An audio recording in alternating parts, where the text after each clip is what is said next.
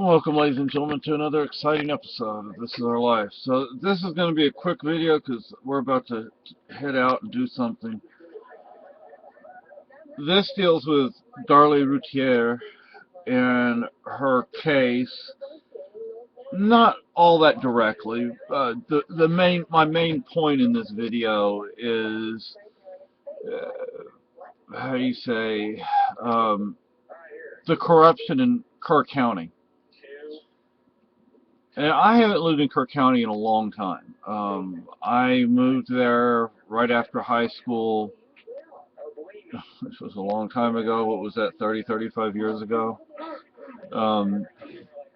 83, I think, and I stayed till 86.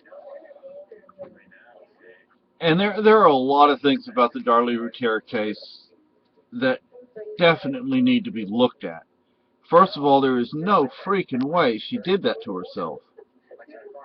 You know, and the DNA evidence that's come out, and it's not her DNA, it's not her husband's DNA, it's an unknown person's DNA. Some of the evidence has been looked at again, and they say this screen was cut from the outside, not the inside. The police tried to say it was cut from the inside. No, it wasn't. It was cut from the outside. Anyway, she got a change of venue, and it was taken to Kerr County. You know, so she's from up near the Dallas-Fort Worth area, and Kerr County is down in the hill country, which is quite a ways south from Dallas. And since I live there, you know, and I was looking at a thread on Facebook, I'm going to tell you some things about Kerr County. First of all, they flew drugs into Kerr County. Small private planes coming from Mexico. They would fly in. They would be coming from the west. I lived out in Ingram. I lived actually outside of Ingram. Could have been my uncle. I'm not kidding. And they would fly. They had, you know, the power lines in the rural power lines, those big tall things. We had those right past where we lived. As you would go east from where we lived into Ingram and then further on into Kerrville, you would pass these things. And these planes are coming over. I mean, they couldn't have been more than a few feet above the big those. Metal towers? What? The big metal towers? Yeah. Yeah, kind of look like a man. They kind of. Yeah, stretch. Yeah. Yeah. And now they did have these round red balls on them that were supposed to be, you know, I guess for aircraft to see them. Shut up. But Go. But these planes were flying without any lights at night. They always did it at night with no lights. I mean, I'm sitting there in our house or in the yard. I can look to where the sound's coming from. Well, they had to know somehow, where those things were at. They probably measured it out during the day, and then, you know, they gave the information out. So they're coming in. You can't see them. It's the middle of the night. You can't see these aircraft. And they're coming in, and they go over to the Kerrville airport. They land. They unload. I mean, I went out there and watched them once. They're throwing like these, how do you say, duffel bags and stuff like that off the aircraft. Then they taxi over and refuel.